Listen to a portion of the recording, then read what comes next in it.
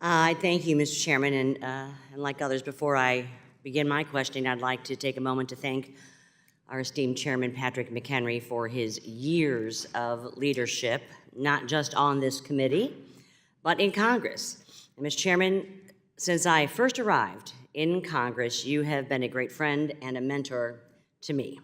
And I am forever grateful for the leadership roles that you have entrusted me with and on this committee over the years. And I am proud, very proud of the work that we've done together, all of us collectively. And I want you to know that this institution is better because of your service, sir. I will miss our candid banter, I'll call it, and your sage advice. We will all miss you here, but are so very excited for you and your family and this next chapter of your life. I do have some parting gifts, and I'd also like to enter into the record several letters that this committee has received from various institutions about your leadership and your strength and your character. So, thank you. Thanks. Without objection. And now I shall move on. Mr. Coley and Mr. Ward, retail investors are statutorily allowed to invest in private investments, including private funds via closed-end funds, which are subject to important protections under the Investment Company Act. However, SEC staff, through informal guidance and not rule-making, has prohibited a closed-end fund from investing more than 15% of its net assets in privately offered funds, unless the closed-end fund's shares are available only to accredited investors. That's why I sponsored bipartisan legislation with Representative Meeks, the Increasing Investor Opportunities Act, to overturn this informal SEC staff position and allowed closed-end funds to more fully invest in private funds. Earlier this year, this important legislation passed the House with significant bipartisan support.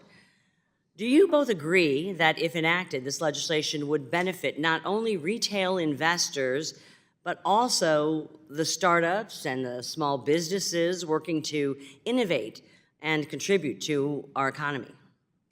Ms. Coley? Thank you for the question.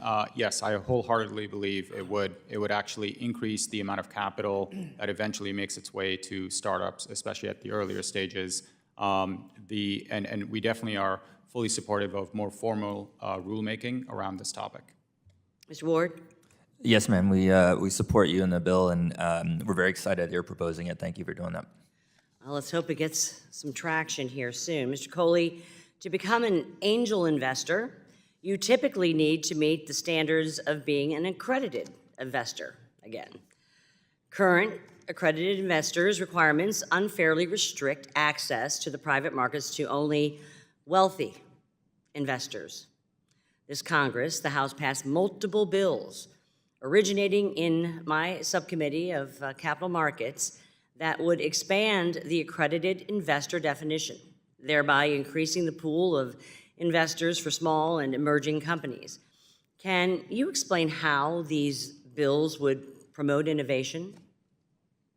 Thank you for the question. Yes, I believe that expanding the accredited investor definition from being a quantitative read of someone's assets to a more qualitative judgment of the individual will actually significantly increase the amount of capital that can get invested. And we fully support the change in that definition. Mr. Coley, Chairman McHenry has been working on to enable crowdfunding for over a decade in Congress. Crowdfunding can be a great way for founders who would otherwise be overlooked by traditional funding sources to raise the capital they need. Can you explain why a startup would choose to raise capital by crowdfunding, and how can we continue to improve crowdfunding regulation next Congress? Thank you for the question. Yes, there are actually two reasons why startups ultimately would choose a crowdfunding path. First is to be able to bring their customers along the journey with them And we see this quite often with startups. And the other reason is if they don't fit the category of what we think was a venture backable startup. And venture capital ultimately goes for bets that can make a company become the next Google or the next Tesla. But there are many other startups out there that don't have that ambition. They actually want to build a great lifestyle business, and crowdfunding is a very productive avenue to do so. Thank you. My time's expired, and I yield back to our esteemed chairman, and thank you again for your service. I thank my friend. I appreciate all of her honest counsel in good times and bad, and thank you for your leadership on this committee.